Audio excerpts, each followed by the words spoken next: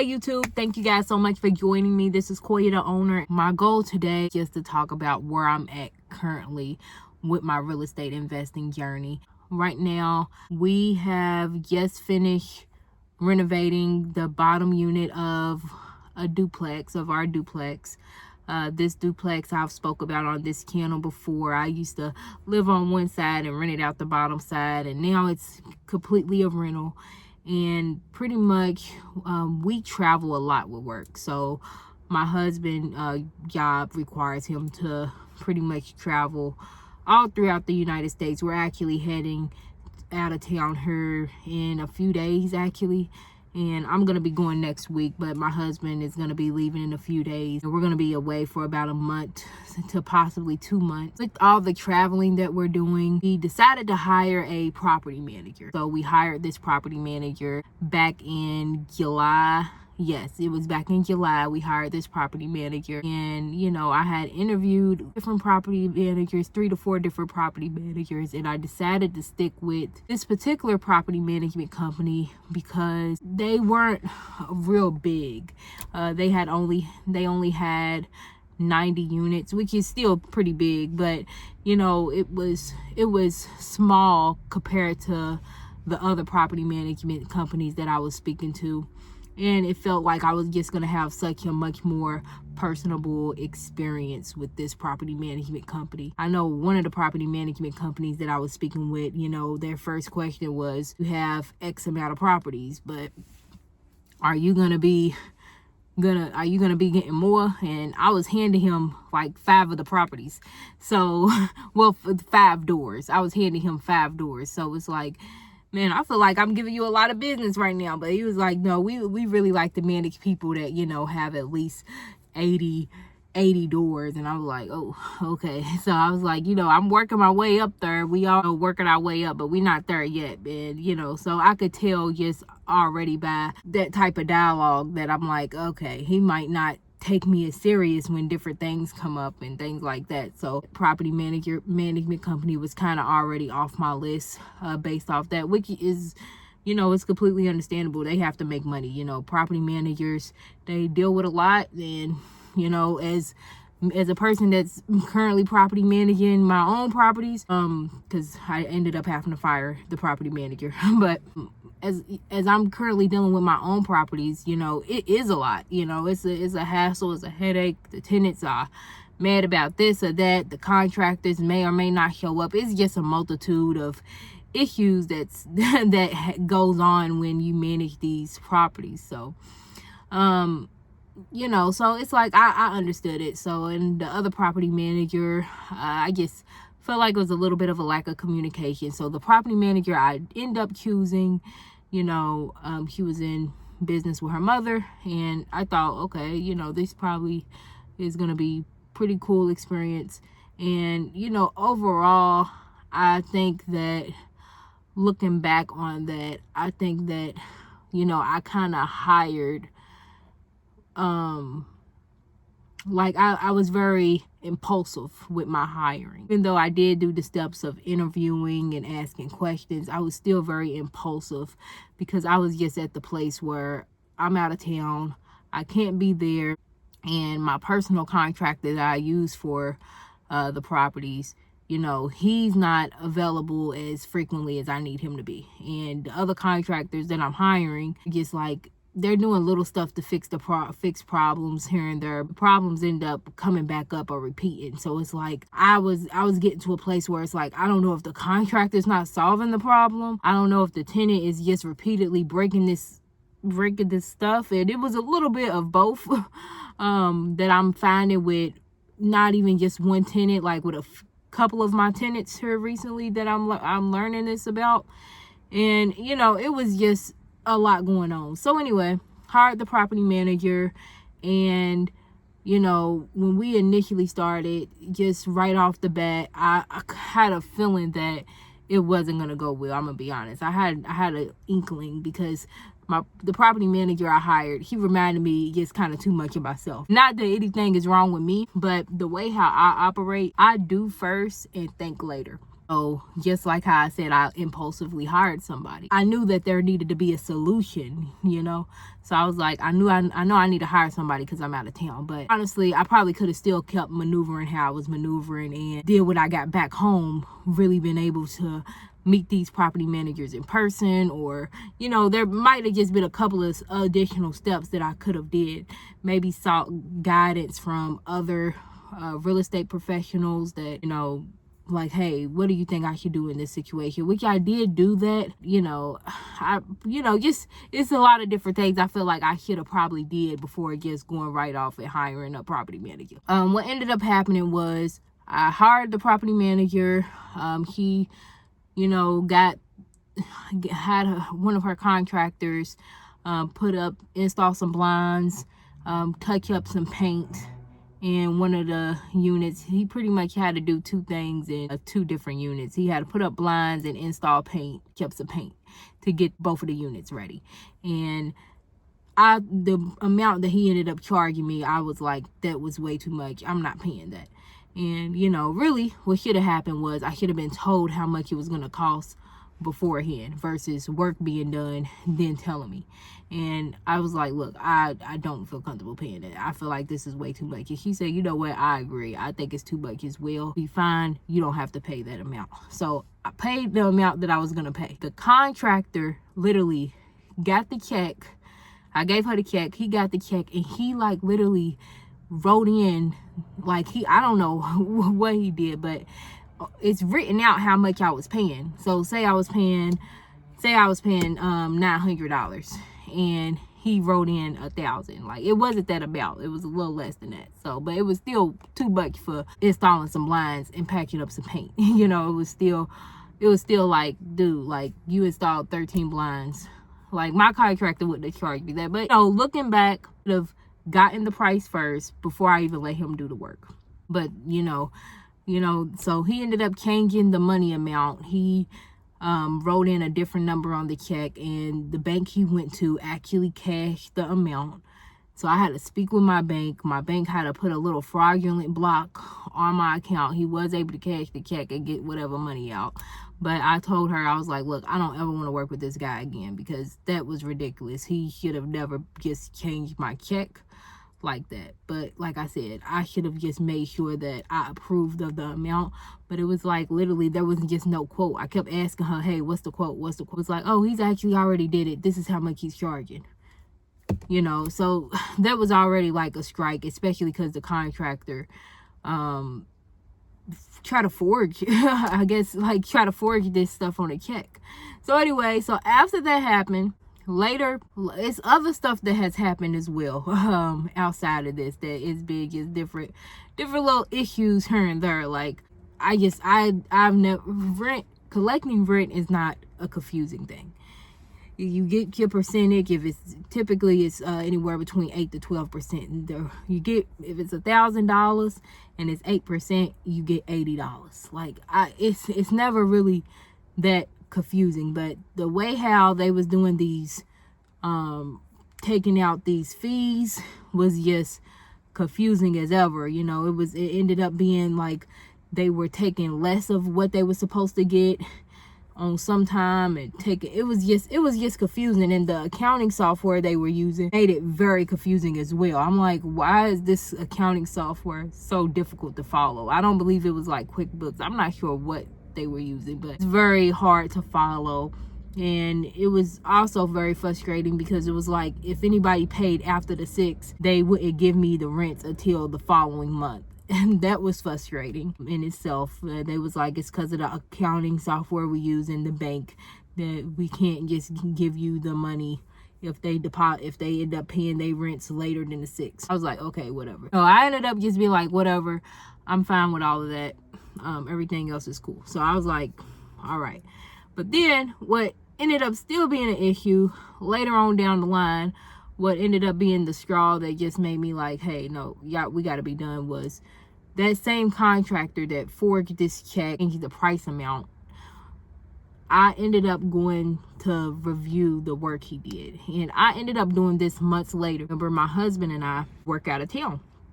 So since me and him work out of town, I didn't end up getting home until about 3 to 4 months, and this unit has still been sitting vacant. And the property manager, I do really believe she was trying her best to find a tenant. We was working with Section 8, and then Section 8 ended up saying that the ceilings were too low. So none of that, what I would say, is her fault, as far as it being taken very long for it to be filled. I'm not gonna fully blame that on her, as I know we was dealing with a Section 8 tenant. But what, like, literally, baby, like, you know what, I'm gonna have to fire you. it's just a go to work, was when there was already other things. But when I actually went to go view this unit, there was the paint that the contractor called himself touching up. And I seen this 4 months after the fact, because like I said, I had been away, and I was like, let me just go look at this unit. It's been vacant. I'm finally back home. Let me go see what was done. And it was all different color paints. I'm like, I know that they saw this dried up different colors. Like, I know it was quite obvious that you didn't have the same color paint. And I told her that. I'm like, why is this looking like this? Like, and then it was dead bugs everywhere. And, that was annoying in itself too, because it's like literally dead bugs in the shower. Like, it's dead bugs just everywhere in the house. And I'm just like, what is all this? Like, what is going on? And her reasoning was, well, we were aiming for Section 8 tenants, and they just need somewhere to live. It doesn't matter that the walls different colors of gray. They just need somewhere to live. And one, that's discrimination. So that was like, that pissed me off. Then the second thing, in regards to the dead bugs, that I don't feel like I should be responsible for cleaning dead bugs. That's not in my job description. That's a common thing if the house has been sitting vacant. I have dead bugs. And I'm like, you've been showing this property, because he would tell me, hey, I'm doing a property showing, this tenant is a Section 8. Like, you've been showing this property to people that's not Section 8, first off. So I'm like, I see exactly why this property has been sitting vacant. Like, you literally have different color grays all over the, like if I'm walking into a property and I'm about to rent something, and I say I'm walking in and I see that it's all these different colors of grays. Like, the house looked like an abandoned house, like a trap house. Everywhere you turn your head is all these different color grays. I said, you can't be serious, honey. You can't be serious. Like, and then when he said, I have dead bugs in my house. Like, what does that have to do about the rental? I'm trying to get a tenant. Like, if I'm going somewhere and I see that there's dead bugs in the shower, like, of course I don't expect you to clean it up. But no, what I do expect you to tell me is like, hey, we probably gonna need another updated cleaning. There's been in and out traffic going, so bugs has probably been just flying in here because we have been having showings, so we're leaving the doors open while they're showings. I'm sure it's a multitude of reasons, because I'm not seeing like an infestation problem. These are just like spiders. Like, I'm not seeing like roaches or something like that. Like, I could tell that it's probably been because the house has been sitting. But if you have a vacant property, for me, when I've done showings, whenever I'm having in and out foot traffic, I at least clean it up once a week. I do a touch-up cleaning. And all you have to tell me is like, hey, we probably need to do a touch-up cleaning. Like, that's what I'm expecting out of a property manager. I'm expecting you to be my eyes, my ears, to let me know, hey, this and that is going on. And then we had an instance with one of my other tenants, and with the tenant, the tenant's already in a frustrated place because of a multitude of reasons. I'm in a frustrated place as well because of a multitude of reasons. And I just feel like, even with the situation, she was placed in the middle because I hired her. And so I understand that aspect of feeling like you're in the middle of two people that are probably still frustrated, waiting for the lease to end, whatever. But I just feel like conflict resolution. And I'm going to be honest, like, whatever the tenant was mad at, and the property manager was letting me know this is a separate situation, I'm still kind of confused on what exactly the tenant what it actually went wrong with the property. I just know that I was told that something was broke, and it sounded like something that didn't needed to be broke, but honestly it still wasn't fully clear on what was broke. So when she told me that, hey, it was like a sink handle, the sink handle's broke, I was just like, okay, well, the sink handle wasn't broke before, so that's not going to be my responsibility. If it was clearly working, it has been working. I'm not fixing a sink handle that's broke. I said, is it the faucet itself? Like, water's not coming out of the faucet? Is it a leak? Or is it just the sink handle, like, it's not twisting or turning? Like that, okay, I can understand. But if it's like broken in half because they done slammed something into it, I'm not going to fix that. Because, see, that just recently happened at one of my other properties. I had a tenant that broke the shower handle. Where they just pulled it off. Like, instead of turning it, they had a guest stay over. They just pulled it off and they expected me to fix it. No, I'm not fixing that. That was your responsibility. The guest that stayed over should have not pulled it off. You should have instructed them how to twist and how that it was a turning faucet. So if my contractor comes here, I just want you aware that it will be your responsibility to pay. Like, it's certain things where if there's damage and harm being done to the property, that's not going to fall on the landlord to fix. If there's like active damage that's happening, like I had another instance where I've had like a lot of crazy instances here recently, but the tenant had set plywood on top of the HVAC system, which completely burnt out the compressor. I made sure the tenant was aware, you're also going to be helping covering the expenses of this HVAC unit, because HVAC units should never have anything on top of them. Damage the compressor, so now the air and the heat ain't working. Like, no. I installed the unit, got you a unit, and now you breaking the air compressor because you sit stuff on top of the unit, and the tenant didn't even argue back and forth with me. They were just like, okay, because they knew that they were wrong.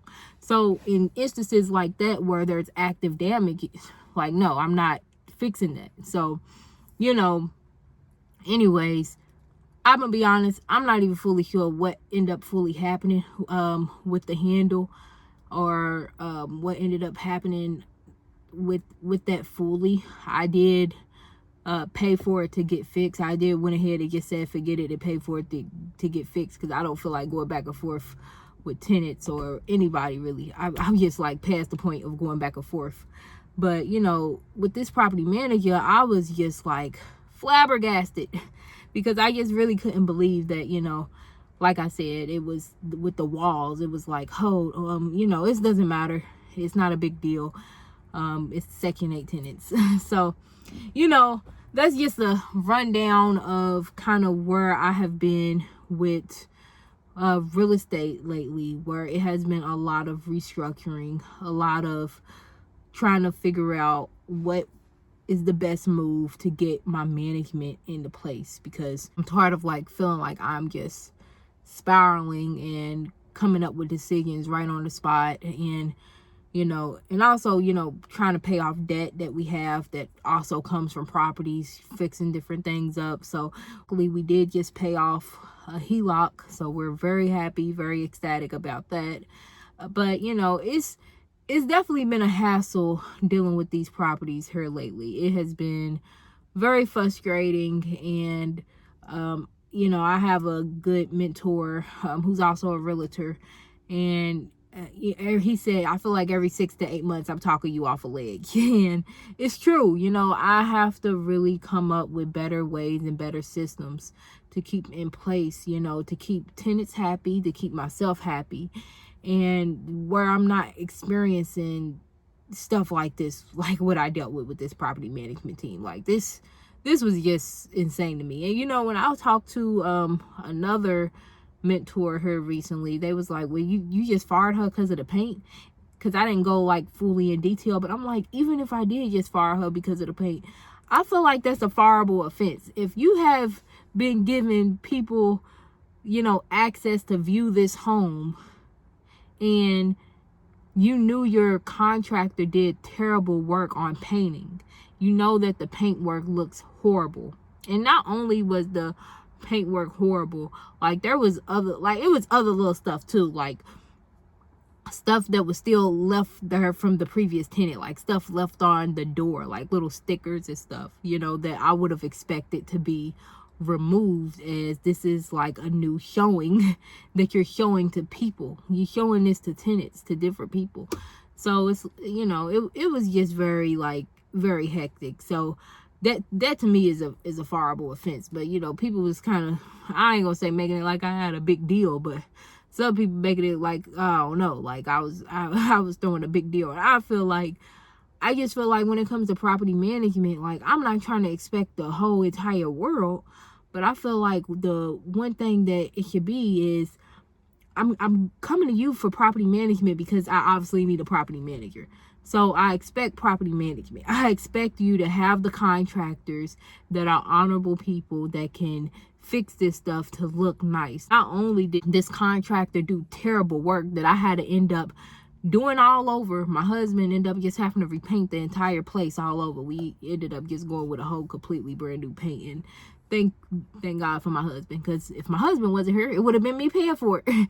So, you know, like I just, and it would have been me paying for it twice, because I just paid this guy 4 months ago when he tried to create this fraudulent check by writing a whole new number in. And now 4 months later, I see that the work that he did was terrible.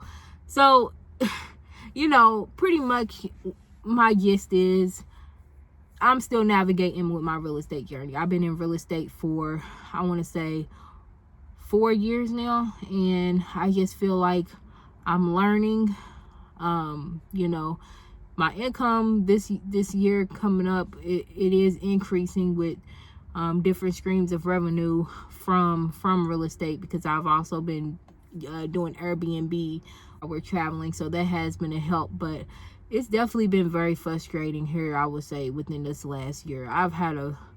2024 has been a very frustrating year with real estate. So I'm just praying and hoping next year that I'm just gonna use these lessons to, you know, become a better real estate investor. I want to just really get to a place where I have honest people working for me, of course, and I want to be at a place financially where I can give more breaks to my tenants. Like, my biggest goal has been to buy a property out of state, have all Section 8 tenants, and be able to allow them to travel out of town and Airbnb at this property out of state, if, you know, if they pay rent on time the entire year, which they're gonna pay rent on time because it's Section 8.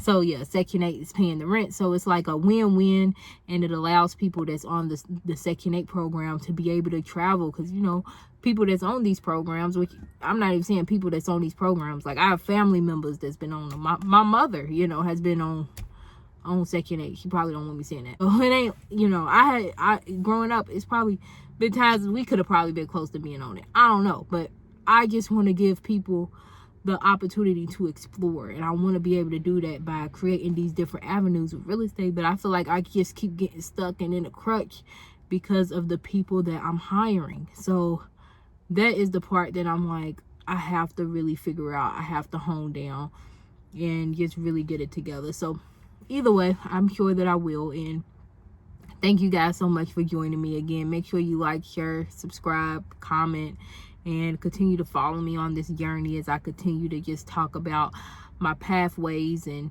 different things that I am learning and achieving through real estate. My husband and I, he will be joining me on this channel as well from time to time. So thank you guys again. You all have a great day.